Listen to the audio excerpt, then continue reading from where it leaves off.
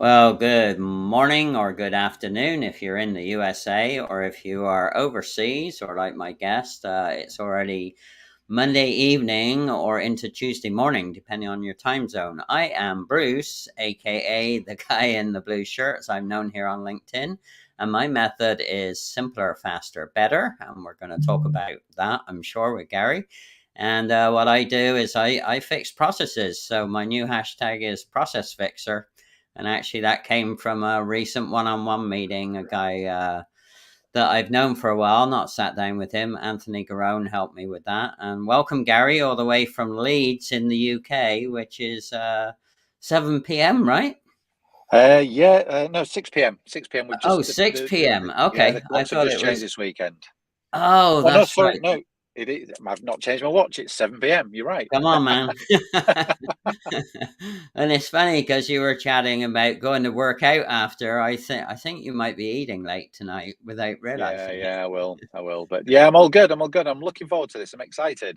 Yeah, me too. And it's so I like to give the context of how my guests end up with me, and our mutual connection, Tommy, who's I can't remember if he's a Maltesian. He's a UK guy, but he's based in Malta, right? Yeah, Yeah, that's right. So Tommy actually spends his time doing some amazing work interviewing business owners, and in particular interviewing business owners' clients. And he does some great little video shorts from that. So Tommy and I have been on each other's live stream, and after the last time I spoke with Tommy, he said, "Hey, you should chat with Gary. I think you and Gary might hit it off and have some synergy." So Gary and I caught you in the car on a dark, rainy evening, as I you recall. did. You did. You did. So yeah, not and you stopped, which was good. Safety first. one of my Absolutely. Always. Always. Yes. Yeah, one of my principles is safety first. So you pulled over and you were chatting on the side of the road, but all good, right? Yeah. Totally. Yeah. Totally. Yeah, so we just added your company website, Tendo. So tell us a little bit about yourself, and then we'll talk about, the theme, which is dare to ask. And my action word for this year is dare, and I know you like to ask certain things. So over to you, Gary. Go Yeah, for it. sure. My business has been going. I mean, I'm 13 years in now. Oh wow. And after spending most of my career working for other people, Mm-hmm. I always had an affinity for mentoring and supporting kind of young graduates coming through and other members of the team that needed that step up. And I just love that kind of sharing my Right. knowledge and my experience. And I got an opportunity in 2010 to leave my corporate role, and I thought, what am I going to do now? And Right. there was a recession in 2010. Mm-hmm. And I Yeah. saw all these businesses failing, and I thought, what better time to pass on 25 years of knowledge and experience to help small businesses, SMEs, put a plan in place and to help them with the delivery and the execution of that plan so they grow and don't fail at the same rate. So I'm kind of 13 years into working with SMEs on building a plan and helping them deliver that plan. Right. And when you mean SMEs, do you mean subject matter experts or No, I mean small and small? medium enterprises. My apologies for the acronym. So small and No, no. medium enterprises. So businesses typically from startup businesses, albeit they're not really my bag, but SMEs are startup businesses right through to maybe 40 million sterling turnover or 250 employees. So that kind of the smaller businesses, Okay. not the corporates. Yeah, so roughly up to $60 million US, and Yeah. yeah, so SME is called subject matter expert here. So it's interesting how, and it's funny because back in 1994, when I got transplanted from Kings Lynn to St. Louis, Missouri, in my corporate role, or a brand new corporate role they offered me. Um, it was interesting because the president who I used to work for could never fathom out why I was getting wrong information from the Kings Lynn operation. I used to say to him, "Well, what are you asking?" And Yeah. when he told me, I said, "Oh, well, that word doesn't mean the same as it does here." So I had to go into rapid language translation, at least for the first couple of years of being here. It took me a while to relearn. I had to unlearn all the systems that I've been used to for Yeah. almost 40 years living in the UK, having a fruitful career there. So yeah, I had to start over, unlearn, relearn, and Yeah. I'm still doing it daily. Yeah, and it's it's all about talking the same language, isn't it? Yeah. Yeah, and it's you reminded me of our conversation in your car that we are both passionate about empowering and helping up and coming generations, particularly the generation below us, and more importantly, the generations, 2 generations from us. Yeah. The real young or into Gen Z leaders, and yeah, I love it. Like you, I love working with them. It's like being plugged into the electricity. I get a I get a jolt of energy every time I work with them. And in fact, my last live stream guest was a very interesting Gen Z leader. Her name Brielle. She's doing amazing things. I wish I was that smart when I was her age, for sure. So, what do you find are some common themes with the people you help? Obviously, you've identified small, medium size enterprises. So, what Yeah, I are think there's three common themes, and I'm talking about the business owners that come to me when they've got a burning platform. I get a right? handful of business owners come to me and say, nothing's broken. We're just running along nicely. We've got loads of money in the bank, but we're not really breaking into a sweat, and we feel like we've got untapped potential. They're different challenges. I want to talk about Yeah, the majority of those that come to me, and it's really, really simple. They can't seem to find anybody that cares as much of the business as they do, so they finish up doing it all themselves. right. They're not systemized in the business, so they're spending far too much time, inefficient, ineffective. There's no systems, no processes. They've hit a ceiling for sure. And then the last one is they're just not being strategic. So they're working in the business, not on the business. So they're getting sucked into the weeds. Mm-hmm. And all of that causes overwhelm, anxiety, frustration, uncertainty, and then they therefore don't take those vital next steps because they're not sure what those vital next steps should be. Mm-hmm. Yeah, for sure. And when you are in that overwhelm, I mean, I get there myself, even though I should be an expert in my own processes, but when the processes change or get tweaked, or like in my case, with my virtual store, which is the image is behind, that's a whole new ball game working with Yeah, metaverse tools that unfortunately I have a great co-leader, Charlene Nichols, that's been helping me, that was the inspiration behind creating the Omniverse City, which is where my store is located. Yeah, it can be very overwhelming very quickly. So yeah. And for every small business owner, for different reasons, they get overwhelmed very quickly. yeah, well, like from corporate to self ownership, the rules are different, right? All of the all of the what we got used to as being part of a team, and that's more corporate led versus self directed, being self led, is a whole different ball game for sure. Yeah, and I think there's a couple of reasons for that. Firstly, when you're in corporate, whatever role you're doing, you've got somebody else doing everything else. Hmm. And so if you're a marketeer, you're doing the marketing, but somebody else is doing the sales and the finance and all the rest of it. Right. If you're an accountant in corporate, somebody else is doing the sales and the marketing, the operations. But when you're a self-managed business, you're doing everything. You're doing the Yeah. networking, the bookkeeping, the hiring, the firing. But also you don't know what you don't know, Yeah, for and sure. and and that's a big issue. And it's a phrase I use all the time: is you don't know what you don't know, and sometimes what you take for granted in a corporate role or Hmm. in one business, you don't know the basics in another business, and therefore you come unstuck, don't you? And that's where the overwhelm Yeah. kicks in. Well, and the other thing is we fall into that self-made trap of assuming, right, which makes an Yeah, ass of you and me. yeah, Not that we want to do it on purpose, but we slide into that because, like you said, we might be out of depth or out of context with what we're used to, and it's easy to make assumptions. And we'll come on to some of your dare to ask questions, but I did want to mention, if you are watching in the comments, please say hi.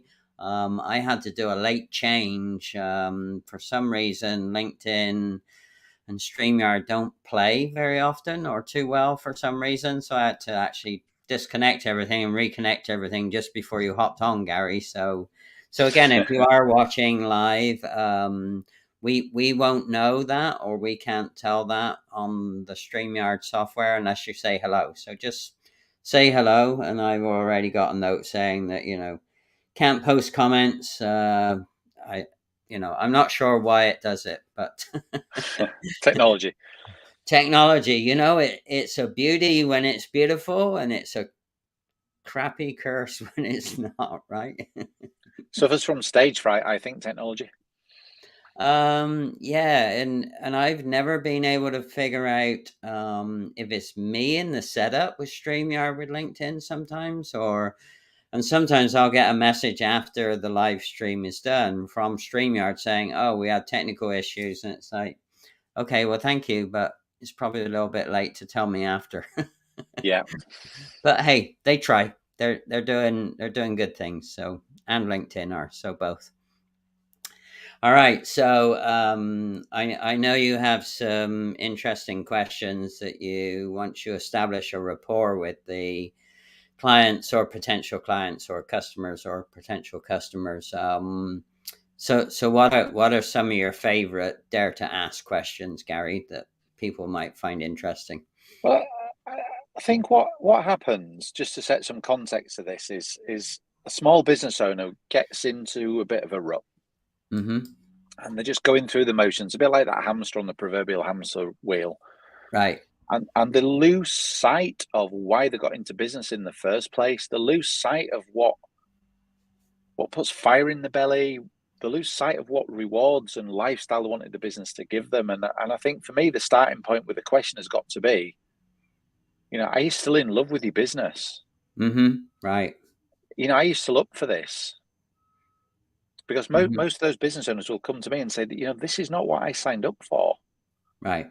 So, are you still in love with your business? Do you want to fall back in love with your business? Mm-hmm. And if they do want to fall back in love with the business because they acknowledge that they're falling out of love, then we need to come back to that anchor point of purpose or why that you will have no doubt covered off in previous episodes Mm-hmm. as to, why did you set the business up in the first place?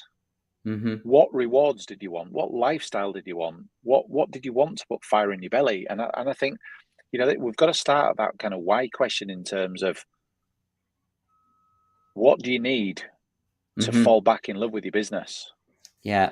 And actually, it's interesting that you started right there because literally last week, somebody was having that dialogue with me because I was feeling overwhelmed. And yeah, it's, you got to step back sometimes. And I try and go on a digital walk break late afternoon to my local park here. And when actually it was Charlene was asking me, why are you really doing some of this? Or, why would you want to jump into the metaverse as an early adopter? And those were great questions. And it makes you stop and just think about, what are the drivers, particularly if you have a business for lifestyle. And that's Yeah.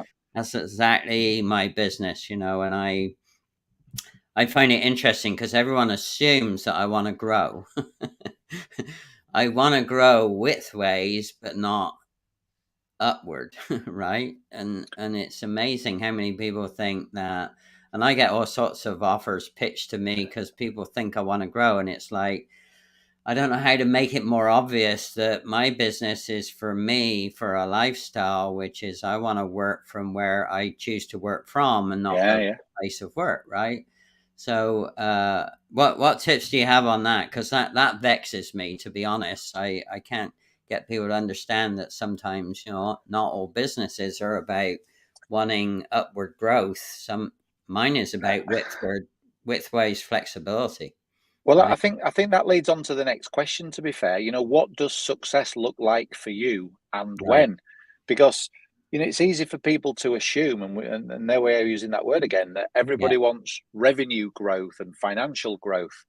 Mm-hmm. I remember a client a couple of years ago came to me, and she was in a hell of a state, and she had a Mm-hmm. good, solid business, a 20-year track record. But, you know, she was working 6 days a week, Mm-hmm. and she was missing out on riding her horse, which she loved doing. She was missing Right. out on taking her parents out for kind of lunch or, afternoon tea. And she's a very kind of close family person. Mm-hmm. So her what does success look like for her wasn't about revenue growth. It was about continuing to run the business and to probably even achieve the same financial results, but without working so many hours. Right. We put a plan in place, and we spent a few months executing that plan, and literally by the end of it, she was doing the same revenue, the same profit, working with pretty much the same or very similar clients, doing the work that she loved. But Mm-hmm. instead of working 6 days a week, she was working 4. Wow. Yeah. And that freed up time for her to ride the horse, to muck the horse out in the morning, to take her parents for tea. So success in her world was about how many hours she worked. Right. Yeah, so a couple of things from that. You're right. It's, time is the only non-recyclable commodity on the planet that we all have. We all have it in common.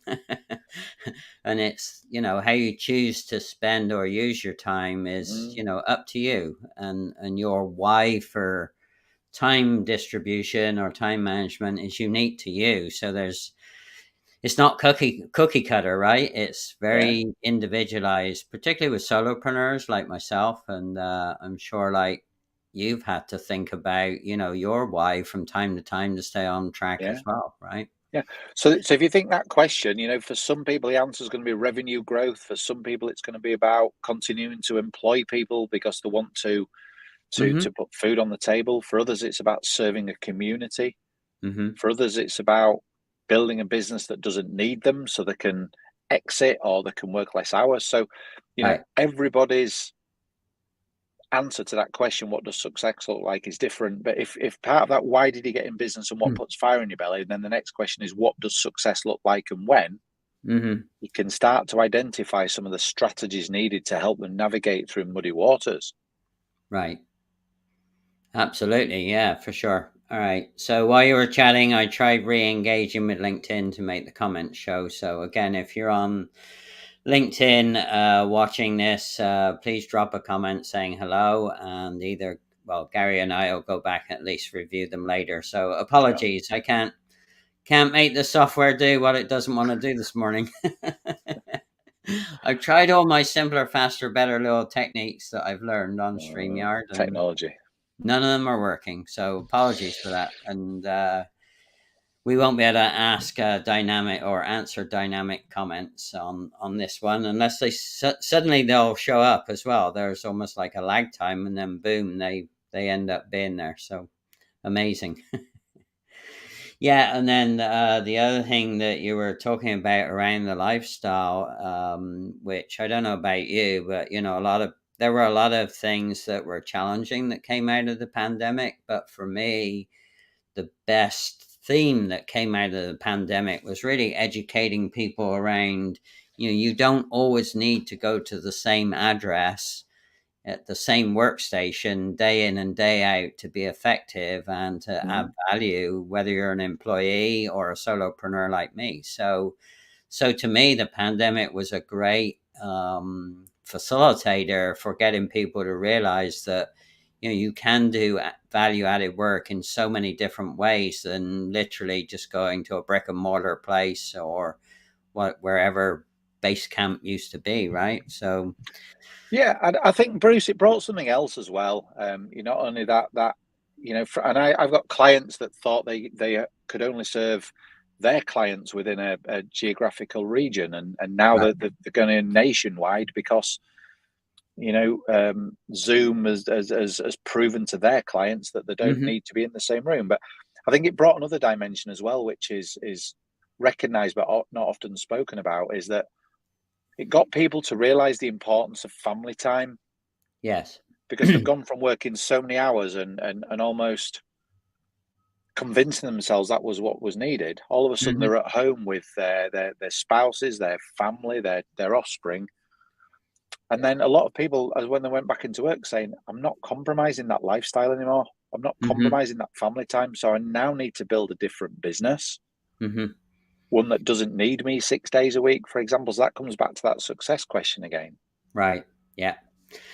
So do you think that was part of the root cause of the kind of mass exodus of a traditional employee on a global basis? Because it seemed I, to happen globally, right? I think in some sectors, yes. I mean, for example, I've got relatives that work in hospitality, and hospitality is renowned for being long hours. Particularly things like Yeah. chefs, roles like chefs for long hours, not particularly good environments. You got a lot of cooking equipment, etc., and not particularly well paid. Right. Compromising your lifestyle, your family time, because you're working unsociable hours. So all of a sudden they're at home for 18 months on furlough, 80% pay, and then all of a sudden it's, do you want to go back to a job that pays you a miserly wage, that compromises your lifestyle, your health, so I think there are particular sectors that have suffered as a result of people not wanting to go back into that environment, for sure. Right. Yeah. Yeah, it shows up as well. I was back in the UK in May, and there was a very obvious shortage in the service sector, Yeah. big time. I mean, service comparison from US to the UK was always a big gap. Anyway, it was it was Yeah. even bigger on May's visit last year. It was very telling, very noticeable. So, Well, I think you've got a couple of things in there. You've not only got COVID and people not wanting to come back into those roles. You've also got Brexit, and a lot of the hospitality and service right. sector was serviced by non-British nationals that all of a Yeah. sudden now can't get work visas to come over. So all of a sudden we've got a shortage of staff. And then so there's been an increase in wages. We've had the living wage come in, which has increased the kind of wages. So what you finish up with is people, employers having to recruit late on, and either because time or because of money skimp on the training. Yeah. So you've got servers and people working in bars and restaurants that are ill trained, relatively new, inexperienced, trying to deliver the same levels of traditional service that some of us as consumers have been expecting. Yeah, absolutely. That's a great analogy, and I hadn't.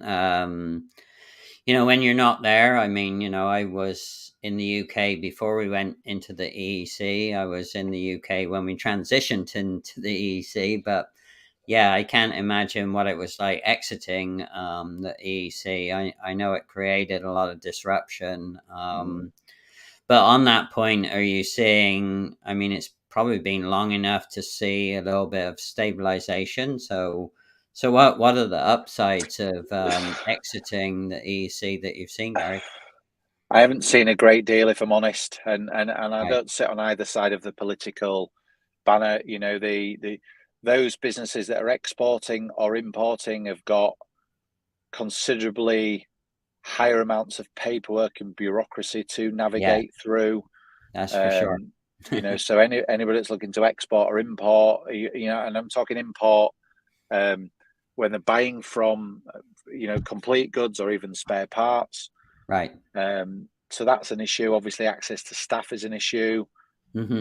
I'm yet to see. There's obviously a lot of economic sanctions both Right. ways. That I'm yet to see many Hmm. upsides. To be fair, certainly as a small business owner and the clients I see, very very few, if any, upsides that I've seen so far. Right.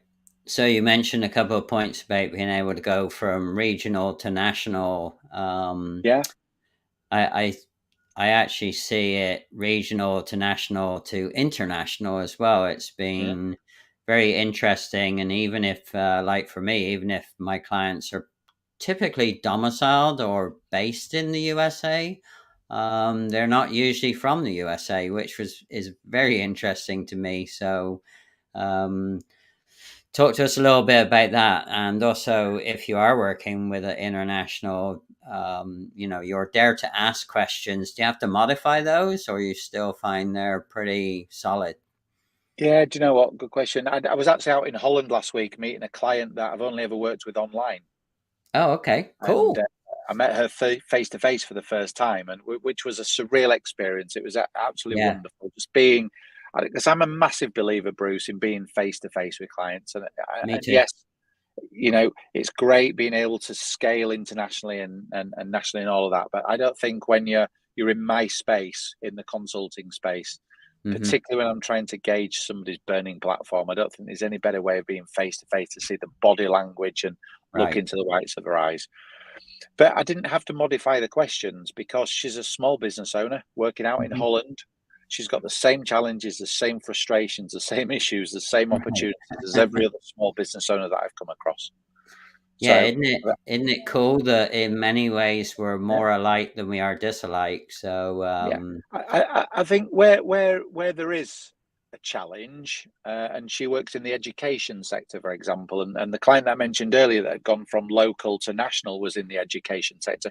Where it does change is where you have different rules, regulations, and laws. right, yeah. So what might work for somebody working the education sector in a particular Hmm. part of that sector in one country might well be different in other countries. So you've either got to get up the learning curve pretty quickly, Hmm.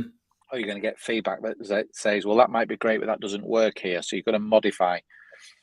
But business growth wise and business challenges wise, same questions pretty much.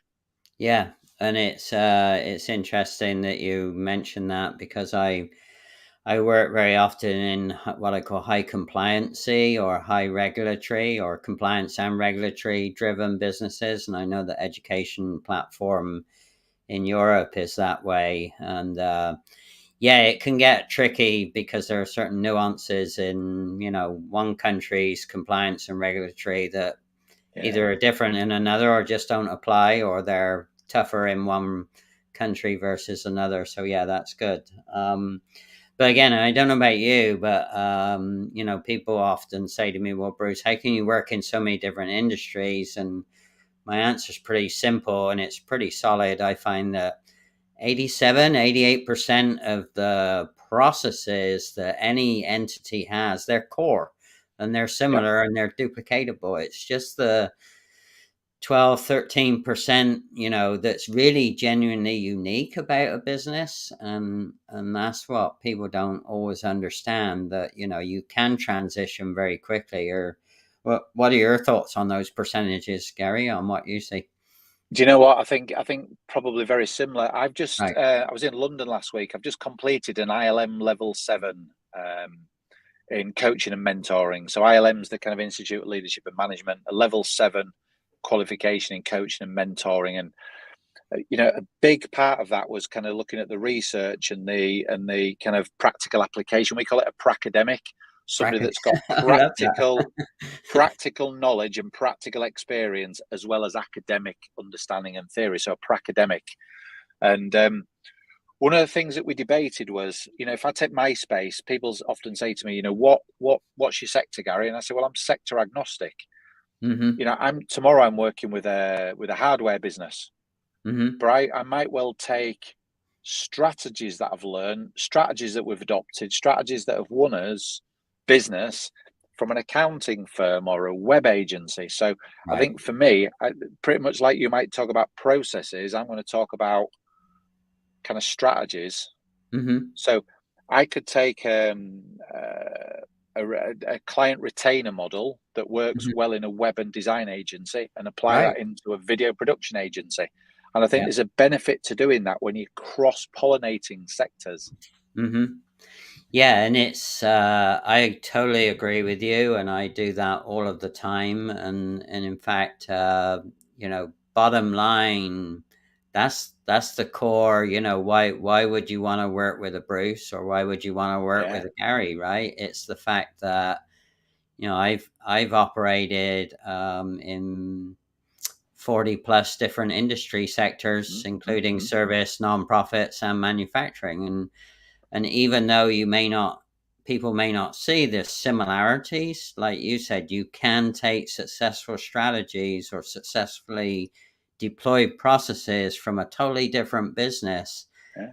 and flex them into the business that you're trying to solve the problem in. And that's really the value, that's really the why. If somebody's not sure why they should help, invest money in somebody like you or I, that's right at the core. It's that Yeah. experience. Yeah, And go Bruce, ahead. it comes back to that question that you talked about earlier, and there is another question, and I ask these two questions and the typical coaching questions, if you like, but why? When somebody's doing something a particular way or they're getting a particular Yeah. result, why is that? And because what we'll often find is, let's say I'm working with an accounting business, or I'm going to give you another example, a HR business, a HR consultancy that offers outsourced HR support, that Hmm. puts all of their clients on retainers, but the demand for work isn't consistent. So why would the monthly fee be consistent? It doesn't make any sense. So Hmm. I'm working with a lady that was struggling because her clients would sign up and then cancel because they've got hours banked, or they've Right. only used 2 hours and they're paying for 6. And she said, well, why is that? Well, they're cancelling because there's this mismatch between supply and demand. Right. Yeah. So I said, why don't we take something that I've learned from this sector, which is actually a drawdown model, Hmm. where they paid for a certain amount of hours and they just called them off and used them when they needed them. Hmm. And it was because we were asking that question, why do you do that? Why does the sector do that? Why do your peers and competitors do that? By Right. asking that why question, and often it backed up with a so what. Why do they do that? They do it for this reason. Well, so what? We then applied a completely different model. I think we doubled or trebled the site from memory. It's a couple of years ago now. I think we trebled her revenue and doubled her profit pretty much overnight. Yeah. Yeah, and it's finding those similarities, but what I call, making the nuances bend the execution, right? And Yeah, when you can do that, that's again, that's the value proposition, right? Why would somebody ever want to use me or you or others like us? It's that unknown stuff that we have in our toolbox, right? It's that unknown yeah, experience that we could have seen in industry A or nonprofit B that works so well, and we can just take that and work with the new industry and say, hey, have you thought about this? Why yeah, why don't yeah, we run a beta test on that? Let's do a test model, and again, a lot of people underestimate, I think, the power of testing something, mm, test it, see absolutely. what Test happens. it, split test. Yeah, absolutely. So they're the questions out there. Why and so what, and then you're digging deep. And for me, Right. a phrase I use, it's about finding the gold dust. You got to Yeah. keep digging and keep digging and keep digging, and there'll be a point at which you go, ching, we Yeah. found the gold Ching, dust. ching. Right, Right. that's where the magic source is. Yep. And talking of gold dust, great segue. And I'll let you talk about what you got coming up. One of my key collaborators is Veronica in the UK. She's in Manchester, and she talks about gold dust all the time. She teaches people how to mine for their gold dust and turn it into online courses. And if you don't know Veronica, I need to introduce you. I think you guys would hit it off real good. That would So be amazing. She's literally 40 miles away from where I am, so that would be amazing. yeah, Thank you. and no, you're welcome. And I met her in person. She was one of the people I met in person last May, and I totally agree with you. Getting what I call belly to belly with somebody, even if Yeah, you've met them first digitally. I don't know about you, but that rapport and that kind of building of synergy happens so much faster when you eventually yeah. meet somebody in There's no person after. substitute. Yeah. Yeah, No it's substitute. good. All good. All right. So, what do you got coming up in the next couple of months, Gary, that people might be interested to learn? Yeah, do you know what like? Business is great for me at the moment. Everybody's in growth mode, and there are some fantastic results out there. Plenty of opportunities. One of the things I'm looking to do is uh, is just help more mentors and coaches scale. There's a lot Right. of coaches and mentors in the market, and it's an unregulated sector, It and is. they struggle to find their. You just talked there about the USP or your proposition. So we're going to just be doing some work in that sector just to help Good.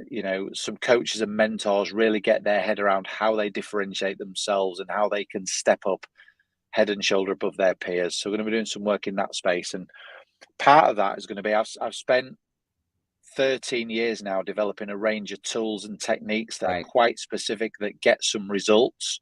Mm-hmm. Whether that be workbooks or pricing models or product ladders, all of those. So we're going to be packaging those up as well, and just looking to see who in the market is interested in getting one or two steps up the ladder with a toolbox that's going to help them really step up.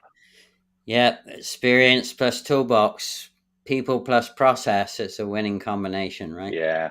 Yeah. So. Okay. Well, cool. All right. Well, I just want to point out behind here, I can't do the right there. That you'll see a little image of my new venture into using metaverse tools. I have a virtual reality store, and you can see this is the Connect room, but there's a Connect, there's a shop, and there's a play space inside it, and there's my ticker running along the bottom. So happy to also share the reveal recording of that Charlene Nichols facilitated. It was very interesting.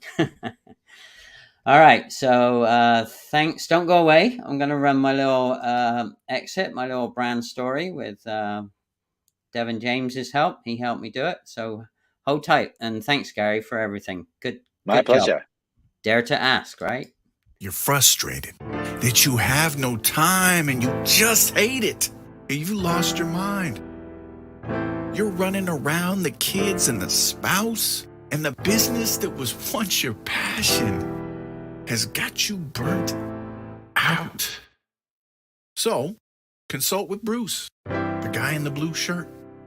He'll help you find the truth so that you can do you first. See, it's all about simpler, faster, better, so you can save massive amounts of time and money instead of longing for the day where you can finally kick your feet up.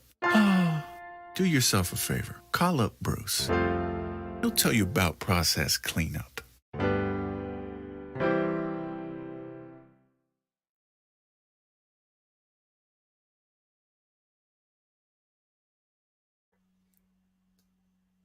What do you think? Very good. I like it. And they have my jumper on too, my sweater. Absolutely. Yeah, Devin's a very talented young man. It was simple to work with him. I like simple, of course, being simpler, faster, better, my method. Yeah, sure. You did a great job. All right. Well, thanks, Gary. Drive safely. I know you're going to go work out. And again, while I was offline watching the video, I tried something else. Still no comment. So we'll have to go back. No problems. My pleasure. It's been a pleasure. All right, man. All right. Cheers, Bruce. You take care. Yeah. Bye. Bye-bye. Bye-bye.